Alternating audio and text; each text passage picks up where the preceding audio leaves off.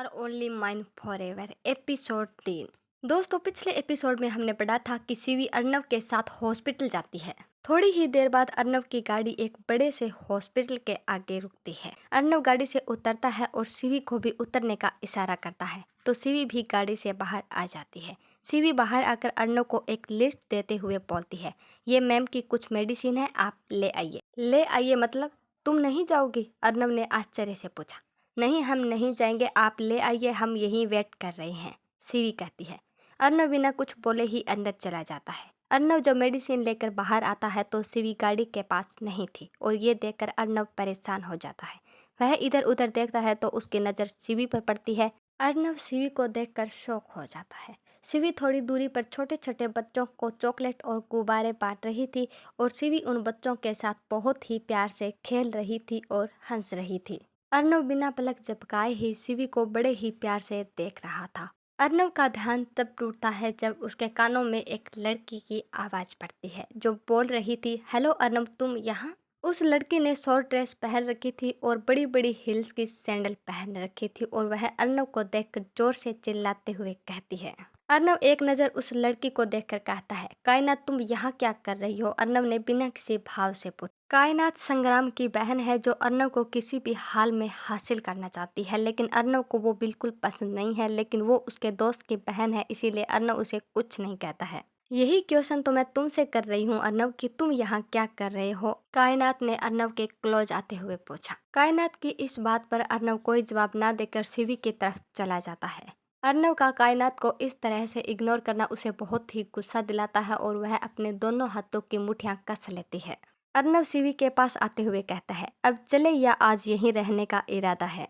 मन तो नहीं कर रहा, लेकिन अब आप इंतजार कर रहे हैं तो चलना ही पड़ेगा, क्योंकि मुझे ना किसी को इंतजार कराना बिल्कुल पसंद नहीं है, सीवी ने गाड़ी की तरफ आते हुए कहा। अर्नव को सीवी के साथ बात करता देख कायनात को बहुत ही गुस्सा आता है और वह गुस्से में अपनी गाड़ी लेकर घर के लिए निकल जाती है। संग्राम का घर। नहीं, ऐसा नहीं हो सकता, अर्नव सिर्फ मेरा है, सिर्फ मेरा। कायनात अपने रूम की चीज़ों को इधर उधर पागलों की तरह फेंक रही थी। ये क्या कर रही हो बच्चा, तुम्हें हो क्या गया है? संग्राम कायनात को शांत कराते हुए पूछता है। भाई, अर्नव सिर्फ मेरा है, वो किसी और का नहीं हो सकता, कायनात संग्राम के गले लगते हुए रोते हुए कहती है। हाँ बच्चा, वो सिर्फ तेरा है और तू शांत हो जा और मुझे बता हुआ क्या है, संग्राम ने कायनात को सोफे पर बैठाते हुए कहा। भाई, अर्नव उस लड़की के साथ बात कर रहा था, उसके साथ घूमने आया था, जिसने आज तक मुझे नज़र उठाकर नहीं देखा, वो उस दो कौड़ी लड़की के साथ बात कर रहा था, कायनात रोते हुए कह रही थी। भाई, मैं उस लड़की को जान से मार दूंगी, उसे नहीं छोड़ूंगी, अर्नव सिर्फ मेरा है, सिर्फ कायनात का। बच्चा, पहले तो तू शांत हो और मेरी तरफ देख। तुमसे अर्नव को कोई नहीं छीन सकता, क्योंकि तेरा भाई अभी तक जिंदा है, और रही बात उस लड़की की, तो वो तुम्हारे और अर्नव के बीच कभी नहीं आएगी। ये तुम्हारे भाई संग्राम सिंह राठौड़ का वादा है अपनी बहन से। और वैसे भी मैंने अर्नव के साथ दोस्ती भी सिर्फ तेरे लिए की है, वरना वो मुझे बिल्कुल भी पसंद नहीं है। तेरी खुशी के लिए मैंने उसे अपना दोस्त बना लिया और तेरा भाई तुम्हारे लिए कुछ भी कर सकता है, संग्राम कायनात को समझाते हुए कह रहा था। कुछ देर बाद कायनात शांत हो जाती है और संग्राम भी अपने रूम में चला जाता है। अर्नव सिंघानिया, आज तक मैं सिर्फ तुम्हारे लिए, अपनी बहन के लिए था, लेकिन अब मैं तुम्हारे साथ रहने की दो वजह बन चुकी है। तुम्हें मेरी बहन को अपनाना भी होगा और प्यार भी करना होगा। और रही बात ब्यूटीफुल गर्ल की, तो वो तो सिर्फ मेरी है और अब वो मेरी जिद बन चुकी है। संग्राम सिंह राठौड़ की जिद तो पूरी दिल्ली में मशहूर है, ये तो तुम्हें पता ही होगा अर्नव सिंघानिया, संग्राम मन ही मन सोचते हुए कहता है। अर्नव सीवी को मेंशन के आगे छोड़कर अपनी मीटिंग के लिए निकल जाता है। शाम के 5 बजे सीवी प्रभा जी को गार्डन में ले आती है और उनको अपनी बातें सुनाकर खुश करने की कोशिश कर रही थी और साथ ही साथ सीवी प्रभा जी को एक्सरसाइज करवा रही थी। सीवी की बातें सुनकर प्रभा जी भी मुस्कुरा रही थी। मोम, ये लड़की कितनी अच्छी है ना, एक ही दिन में ऐसा लगने लगा है जैसे ये हमेशा हमारे साथ रहती है, सुमन जी ने सीवी की तरफ देखते हुए कहा, क्योंकि सुमन जी और दादी जी भी थोड़ी दूरी पर गार्डन में बैठी थी, सीवी और प्रभा जी को देख रही थी। सच में सुमन, सीवी ने सिर्फ एक ही दिन में सबको अपना बना लिया है, दादी जी ने सीवी को प्यार से देखते हुए कहा। थोड़ी देर बाद सीवी प्रभा जी को एक्सरसाइज करवाती है और मेंशन में ले आती है और उसके पीछे पीछे दादी जी और सुमन जी भी आ जाती है। तब तक सभी घर आ चुके थे।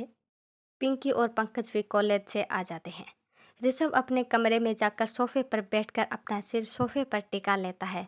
ऋषभ शिवी के बारे में सोचते हुए खुद से बोलता है, मैं तो शिवी से पहली बार मिल रहा हूँ, लेकिन फिर भी ऐसा क्यों लगता है जैसे मेरा इससे पुराना रिश्ता हो। मैं इसे जब भी देखता हूँ तो मुझे ऐसा लगता है जैसे ये मेरी सिनू है। मैं तो उस हाथ से मैं मॉम डैड और सिनू को खो चुका हूँ, तो फिर इसे देखकर एक अपनापन सा महसूस क्यों होता है। और जब वो मुझे भैया बुलाती है तो ऐसा लगता है जैसे मैं उसके मुँह से भैया पहले भी सुन चुका हूँ। क्या मेरा और शिवी का कोई गहरा रिश्ता है, या फिर वो इतनी अच्छी है इसीलिए मुझे लगता है, ऋषभ खुद से ही कहता है। और कल भी जब मैं उसे मिला था तो मुझे बिल्कुल भी ऐसा नहीं लगा जैसे वो अजनबी हो। मुझे ऐसा बिल्कुल भी नहीं लगा जैसे मैं उससे पहली बार मिल रहा हूँ। ये सोचते सोचते ऋषभ नीचे आ जाता है। आज किचन से बहुत ही अच्छे खाने की खुशबू आ रही थी, इसीलिए आज हॉल में डिनर करने के लिए सब लोग जल्दी जल्दी नीचे आ जाते हैं। अरे भाई, आज दिल्ली का स्पेशल शेफ बुलाया है क्या डिनर बनवाने के लिए? इतनी अच्छी खुशबू आ रही है कि खुद को रोक ही नहीं पाए, विराट जी ने सीढ़ियों से उतरते हुए मुस्कुराकर कहा। डैड, आज कोई स्पेशल दिन है क्या जो किचन से इतनी अच्छी खुशबू आ रही है? पंकज ने हंसते हुए कहा। दिल्ली का नहीं, मुंबई का स्पेशल शेफ आया है, सुमन जी ने डाइनिंग टेबल पर खाना रखते हुए मुस्कुराते हुए कहा। लेकिन वो क्यों मम्मा? पिंकी ने चेयर पर बैठते हुए कहा। और उनका नाम क्या है? मुंबई के स्पेशल शेफ का नाम शिवानी चौहान है, सुमन जी ने मुस्कुराते हुए कहा। पर मोम, शिवानी जी तो डॉक्टर है, वो शेफ का भी काम करती है क्या? पंकज ने आश्चर्य से पूछा। नहीं बेटा, शिवानी डॉक्टर ही है, और आज उसने मुझे कहा कि उसका मन नहीं लगता, वो बैठे बैठे बोर हो जाती है, इसीलिए आज शाम का डिनर तैयार वो करेगी। मैंने तो मना भी किया था, लेकिन वो मानने वालों में से तो है नहीं, सुमन जी ने मुस्कुराते हुए कहा। मतलब आज डिनर में जलेबी तो जरूर मिलेगी, विराट जी ने मुस्कुराते हुए कहा। क्यों डैड, जलेबी इतनी क्या स्पेशल है? पंकज ने पूछा। वो इसीलिए बेटा जी, क्योंकि जलेबी मुंबई की प्रसिद्ध मिठाई है, और मुंबई वाले डिनर को स्पेशल बनाने के लिए जलेबी तो बनाते ही बनाते हैं, विराट जी ने मुस्कुराते हुए कहा। और उसी वक्त अर्नव को जोर से हंसी आ जाती है। अर्नव को इतना जोर से हंसता देख सभी लोग शौक हो जाते हैं, क्योंकि अर्नव कुछ महीनों के बाद आज पहली बार इतना खुलकर हंस रहा था। सभी लोग जब अर्नव की तरफ देखते हैं तो उनका ध्यान शिवी पर पड़ता है, क्योंकि अर्नव शिवी को देखकर ही हंस रहा था। सभी लोग जब शिवी की तरफ देखते हैं तो उनको भी हंसी आ जाती है। शिवी के पूरे चेहरे पर आटा इतना ज़्यादा लगा हुआ था कि वो जोकर लग रही थी, और उसके वो लंबे और काले बाल भी एकदम सफ़ेद हो चुके थे। अरे गुड़िया, तुमने ये क्या हुलिया बना रखा है? ऋषभ ने अपनी हंसी कंट्रोल करते हुए कहा। आप सबको हंसी आ रही है, और मैं पिछले 4 घंटों से किचन में आपके लिए खाना बना रही थी, और आप है कि मुझे शाबाशी देने के बजाय मुझ पर हंस रहे हैं, शिवी ने गुस्से से सबको घूरते हुए कहा। शिवी बेटा, अब अगर तुम्हारा ये चेहरा कोई भी देखेगा ना तो सच में हंसी आ जाएगी, विराट जी ने कहा। अंकल, आप भी? आपको पता है, मैंने अपनी लाइफ में आज पहली बार इतनी डिशेज अकेले तैयार की है। खैर, आप सब ये सब छोड़िए और टेस्ट करके बताइए खाना कैसा बना है। तब तक मैं चेंज करके आती हूँ। और इतना कहकर शिवी अपने रूम में चली जाती है। थोड़ी ही देर बाद शिवी चेंज करके हॉल में आती है। क्या हुआ, आप खा क्यों नहीं रही हो? अच्छा नहीं है क्या? शिवी ने मासूम सा चेहरा बनाकर पूछा। अरे नहीं बेटा, खाना तो बहुत दिखने में बहुत ज़्यादा टेस्टी है, लेकिन समझ नहीं आ रहा कि शुरू कहाँ से करें, विराट जी ने खाने की तरफ देखते हुए कहा। बस अंकल, इतनी सी बात, मैं बताती हूँ कि आपको शुरू कहाँ से करना है। आप सबसे पहले जलेबी टेस्ट कीजिए, शिवी ने विराट जी की तरफ जलेबी बढ़ाते हुए कहा।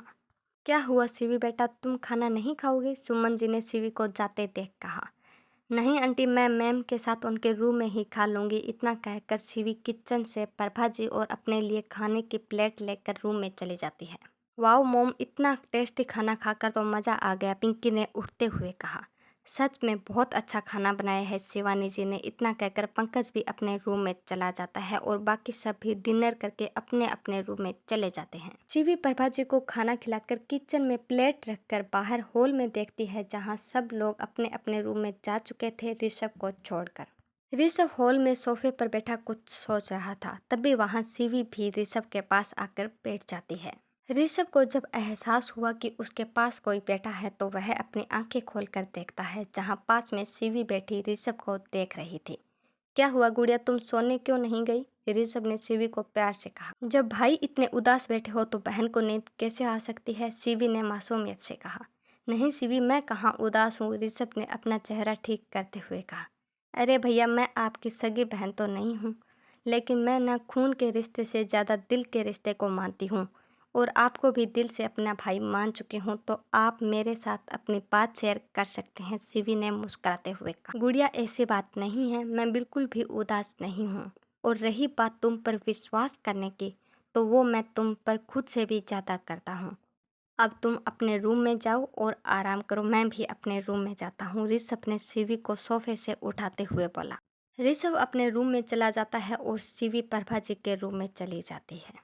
लगभग रात के 11 बजे अर्नव अपने लैपटॉप में काम करते करते थक जाता है और वह खड़ा होकर पानी देखता है तो उसके रूम में पानी नहीं था, इसीलिए अर्नव नीचे आता है। अर्नव जब किचन की तरफ जा रहा था तो उसकी नज़र अपने मॉम के रूम पर पड़ती है जिसकी लाइट अभी तक ऑन थी। अर्नव बोतल किचन में रखकर अपने मॉम के रूम में चला जाता है। जब अर्नव कमरे में देखता है तो वह हैरान रह जाता है, क्योंकि शिवी प्रभा जी को बेड पर सुलाकर खुद बेड के नीचे ज़मीन पर बैठकर प्रभा जी के पैर दबा रही थी और वहीं ज़मीन पर बैठे बैठे शिवी की आंख लग जाती है। अर्नव शिवी को नीचे इस प्रकार सोया देख खुद से ही बड़बड़ाता है।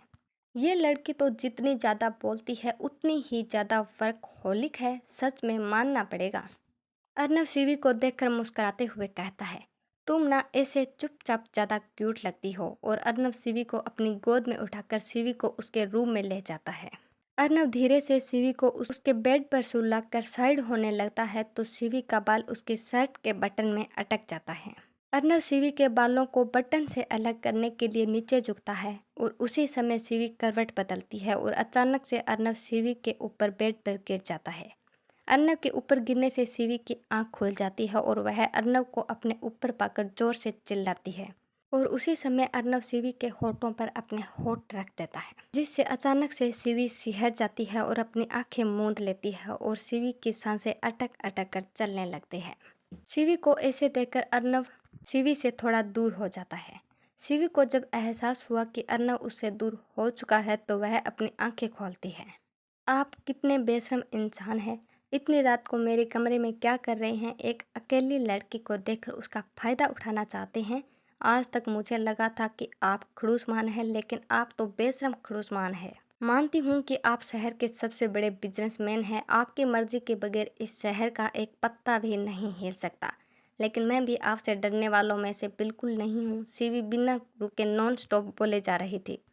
अर्नव अपनी पॉकेट में हाथ डालकर शिवी को घूर रहा था। हो गया तुम्हारा, अब मैं बोलूं? अर्नव ने शिवी की आंखों में देखते हुए कहा। तुम्हें पता है तुम कहाँ सो रही थी? तुम मोम के कमरे में ज़मीन पर सो रही थी, इसीलिए मैं तुम्हें अपने रूम में ले आया और मुझे ना तुम्हारे करीब आने में कोई इंटरेस्ट नहीं है, समझे? वो तुम्हारे बाल मेरी शर्ट में अटक गए थे, इसीलिए मैं उसे ही निकाल रहा था। तुम बोलने से पहले ना कुछ सोचती हो और ना इधर उधर देखती हो, बस सीधा एक्शन पर उतर आती हो, अर्नव ने शिवी को घूरते हुए कहा। तो फिर आपने मुझे किस करने की कोशिश क्यों की? शिवी ने उसे घूरते हुए कहा।